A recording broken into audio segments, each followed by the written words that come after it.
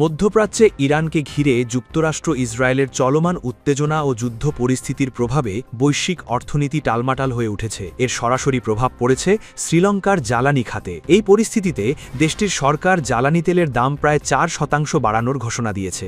বৃহস্পতিবার এ সিদ্ধান্ত জানানো হয়, যা সাধারণ মানুষের জীবনে নতুন করে চাপ সৃষ্টি করতে পারে বলে আশঙ্কা করা হচ্ছে। এর আগে গত মার্চ মাসেও জ্বালানির দাম 35% বেশি বাড়ানো হয়েছিল। একই সঙ্গে গ্যাস ও বিদ্যুতের দামও সমানভাবে বৃদ্ধি পেয়েছে। ফলে সামগ্রিকভাবে জীবনযাত্রার ব্যয় দ্রুত বেড়ে গেছে। মধ্যপ্রাচ্যের যুদ্ধ পরিস্থিতির কারণে গত মাসে দেশটিতে মূল্যস্ফীতি দ্বিগুণেরও বেশি বৃদ্ধি পায়, যা নতুন মূল্যবৃদ্ধির ফলে আরও বাড়তে পারে।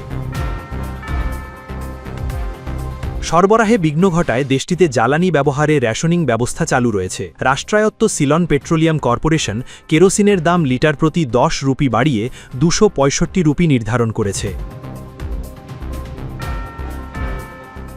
পাশাপাশি পেট্রোলের দাম 12 রুপি বেড়ে 410 রুপি এবং ডিজেলের দাম 10 রুপি বাড়িয়ে 392 রুপি করা হয়েছে।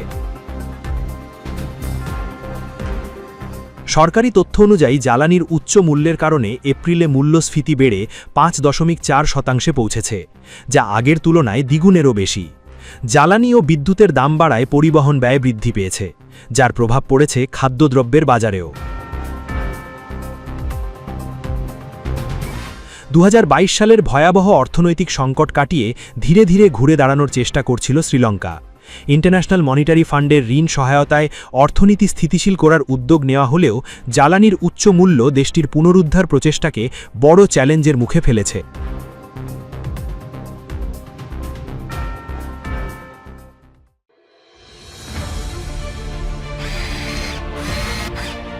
আলোতে থাকুন, ফোকাসে থাকুন, হাত রাখুন প্রজন্মের হাতে।